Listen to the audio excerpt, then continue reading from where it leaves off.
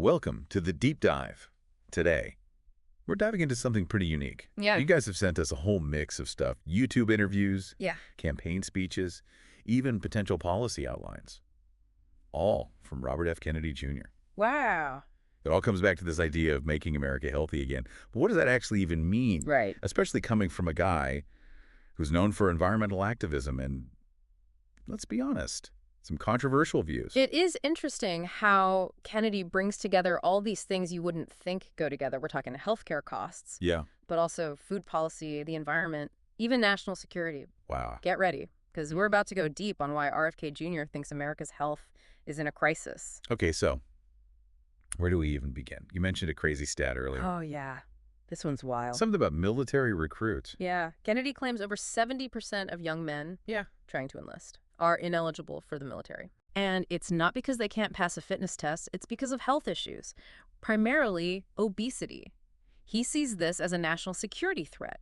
If you have an unhealthy population, your country can't be strong. Hold on. 70%. Oh. That's like a huge chunk of young people. It is. Is that number real? It is. He cites it all the time. And others have backed it up. Even Joe Rogan talked about it with Trump recently. But Kennedy isn't just focused on military strength. He points out that America has terrible health overall compared to other developed nations, even though we spend way more on healthcare per person. And you're spending more, but getting worse results. Yeah. What's going on there? He compares us to Italy. They spend way less than us on healthcare, but Italians live longer.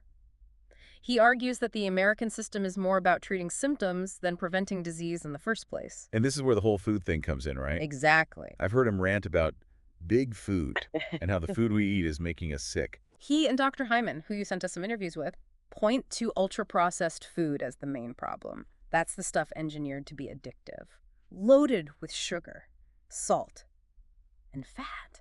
Oh, yeah. Think about those commercials for sugary cereals, fast food, Yeah. those tempting snacks that are always right there. It's all designed to keep you craving more, and that has a huge impact on our health. So it's not just about calories. No. You're saying these foods are messing with our bodies on a deeper level. They say these foods don't have the fiber and nutrients our bodies need, and that messes with the microbiome. The what? The microbiome. You can think of it as an ecosystem of bacteria in your gut.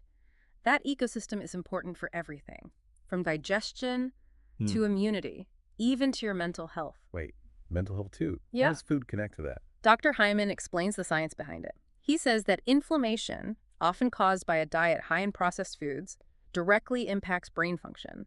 That inflammation can lead to things like depression, anxiety, and other mood disorders. It's like your brain is on fire and it can't function properly. Wow, that's pretty mind-blowing. It seems like everything is connected. So if we know all this, why aren't we doing more to fix it? Well, that's where Kennedy gets really fired up.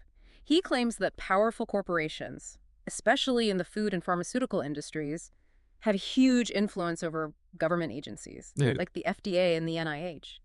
He argues that this influence is preventing real change. Instead, we're stuck in a system that puts profit over public health. But he's not just complaining, right? No. He has some pretty radical ideas for how to fix this. I remember seeing something about wellness farms. What are those all about? That's one of his more out there ideas. Imagine you're struggling with addiction or a mental health crisis. Instead of going to a traditional treatment center, you could go to a wellness farm. It's a place where you can heal by connecting with nature, doing organic farming, and being part of a supportive community. He's been inspired by a successful program in Italy that uses this approach. That's a pretty different way of dealing with those issues. It seems like he wants to completely change how we approach health. Not just treating symptoms, but looking at the root causes. He wants to shift the focus from managing disease to proactively creating health and well-being. And he has some specific ideas about how to do that, which we'll get into more later. But first, we have to talk about the big controversy surrounding RFK Jr., his views on vaccines. Yeah, that's something we can't avoid. It's a hot-button issue, Oh. and it stirred up a lot of strong opinions. So let's unpack that next. What are his views on vaccines, and how might that play out in a potential Trump administration? Stay tuned for more as we continue our deep dive into the world of RFK Jr. and his vision for a healthier America. Welcome back to the deep dive. Before the break, we were talking about some of the more controversial aspects of RFK Jr.'s platform, Right. specifically his stance on vaccines. It's definitely a hot-button issue. It And is. it's something I'm sure a lot of you are wondering about. He's been very outspoken Shit. about his concerns about vaccine safety. For years now, he's made claims linking vaccines to autism and other developmental disorders, which have been strongly disputed by the scientific community. So this is where things get complicated. You've got medical professionals and public health experts pushing back pretty hard on those claims. Yeah. They say there's no scientific evidence to support those links. Right, and it's created a lot of tension, especially during COVID. Public health officials were stressing the importance of vaccines to control the spread. Right. While RFK Jr. continued to raise concerns about their safety and effectiveness. And this is all happening Yeah. against a backdrop of rising vaccine hesitancy and misinformation, which is a huge problem in itself. It is. So how do we navigate this? It feels like a minefield. Yeah. And it's hard to know what information to trust. It's tough. And it's so important to be critical of what you see and hear, especially online. You have to rely on credible sources like reputable scientific journals and organizations like the CDC and the World Health Organization. They have really strict standards for evaluating scientific evidence. So we've got this big question mark hanging over RFK Jr.'s stance on vaccines. Yeah. But let's shift gears for a moment and dive into some of his other proposals. He's got a lot of ideas about reforming our food system. Healthcare, and even addressing mental health and addiction.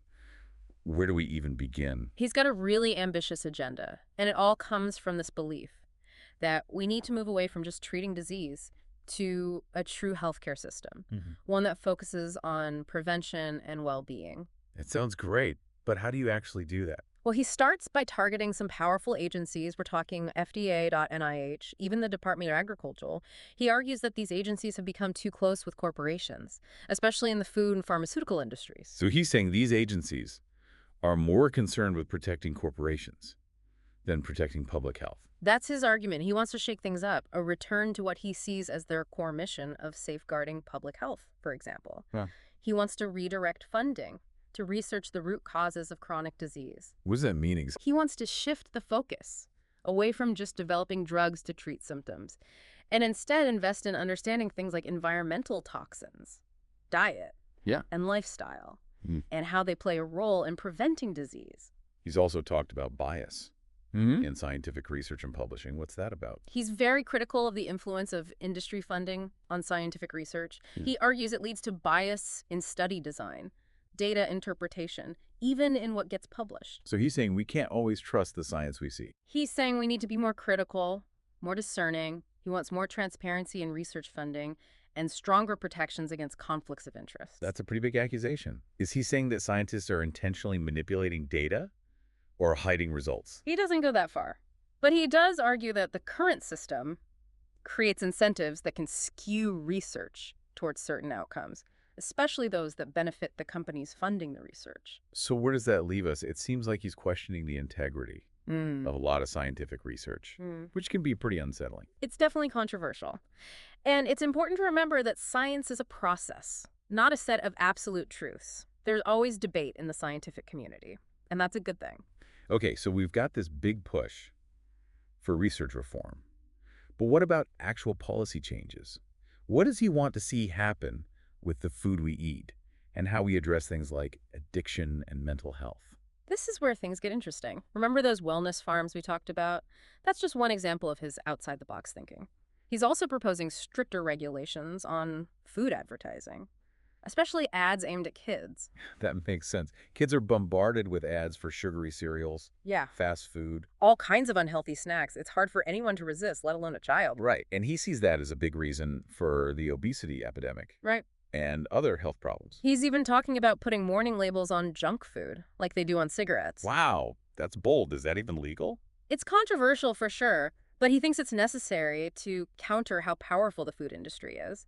But he's not just about restrictions. He also wants to change agricultural policy. Like what? He wants to reform farm subsidies, which right now favor crops like corn and soybeans.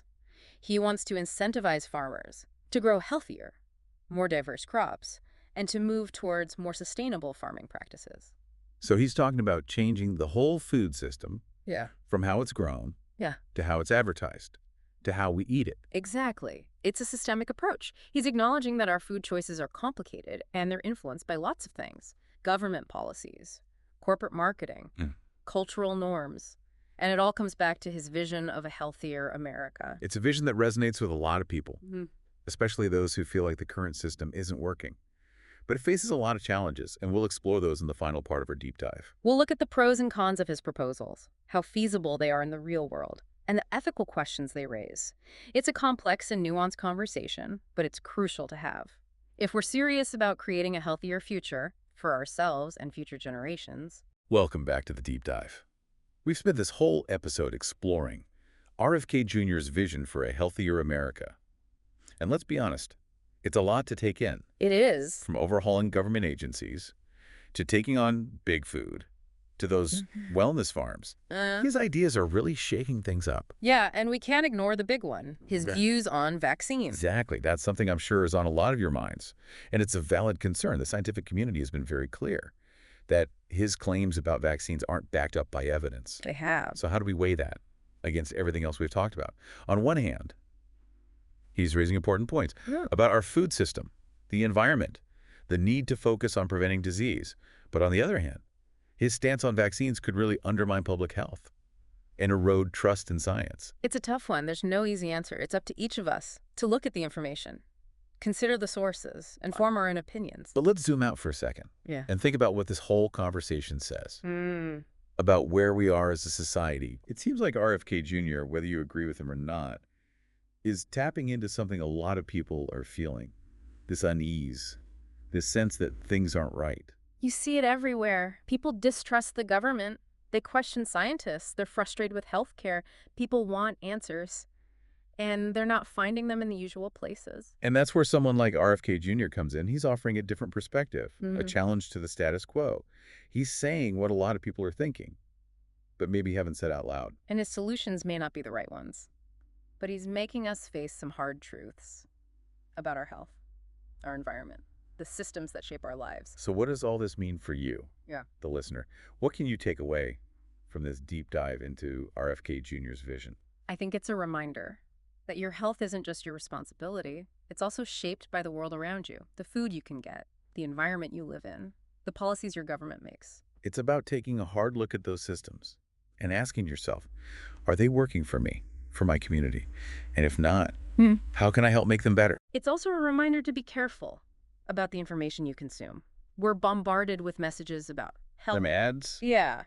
to social media to the news. You have to be able to think critically and evaluate the sources. Ask yourself, who's behind this message? What's their agenda? Is this backed up by real evidence? And lastly, I think this is a call to action. Whether you agree with RFK Jr. or not, he's raising issues we need to pay attention to. We can't just sit back and wait for someone else to fix things. We all have a role to play in building a healthier future, whether it's making good choices for ourselves, fighting for policy changes, or supporting organizations that are making a difference. The problems we face are complex, but they're not impossible to solve. By talking about these things, demanding better from our leaders, and taking action in our own communities, we can create a healthier and more just world. That's all for this deep dive into RFK Jr. We hope it's given you some things to think about and maybe even inspired you to get involved in creating a healthier future. Remember, your health is your most valuable asset. Take care of it, stay informed, and be an active part of creating the world you want to live in.